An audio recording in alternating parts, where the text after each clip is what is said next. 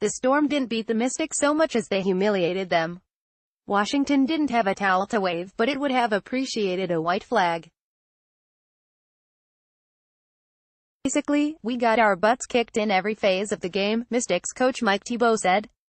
The game started a few minutes after 6 p.m., as thousands of Storm fans stood and screamed for a team playing its first WNBA Finals game in 8 years.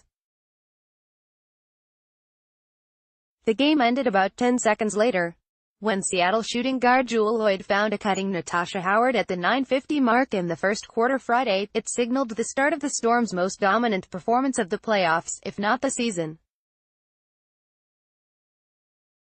Gone was any of the suspense that pervaded the previous series against Phoenix. Gone was any stretch of stagnation or slop. In its 89-76 victory, the Storm didn't beat the Mystics so much as they humiliated them. Washington didn't have a towel to wave, but it would have appreciated a white flag. Seattle leads 1-0, Game 2, 12:30 Sunday. Basically, we got our butts kicked in every phase of the game, Mystics coach Mike Thibault said. Don't let the 13-point disparity fool you into thinking this could have been close had the Mystics gotten a couple of bounces or calls. The Storm was up by 11 after the first quarter, 16 by halftime and 24 at the end of the third. It made 20 of its first 28 shots and finished the game 33 of 62. Fast break points. Storm 18, Mystics 0. Points in the paint. Storm 50, Mystics 32.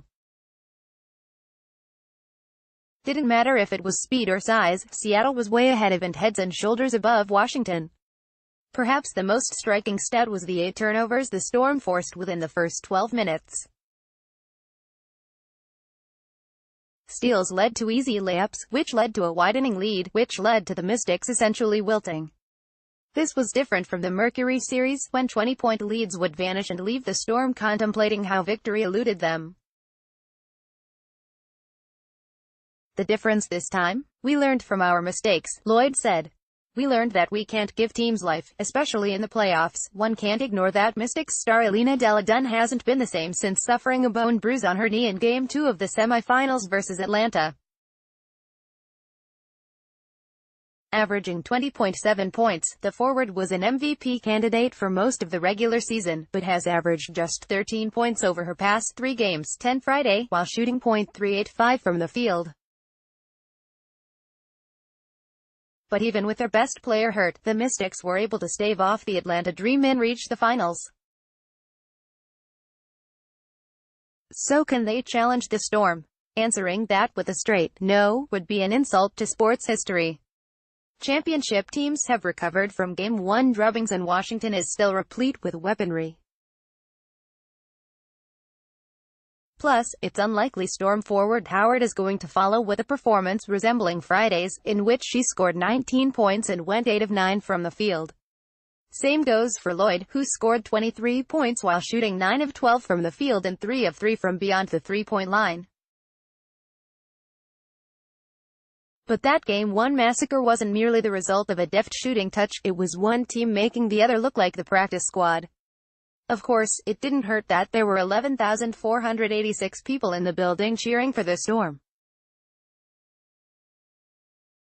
And when you consider some of the names on site, from Macklemore to Jamal Crawford to Cam Chancellor to Nate Robinson to Washington Governor Jay Inslee, it's safe to assume a citywide buzz.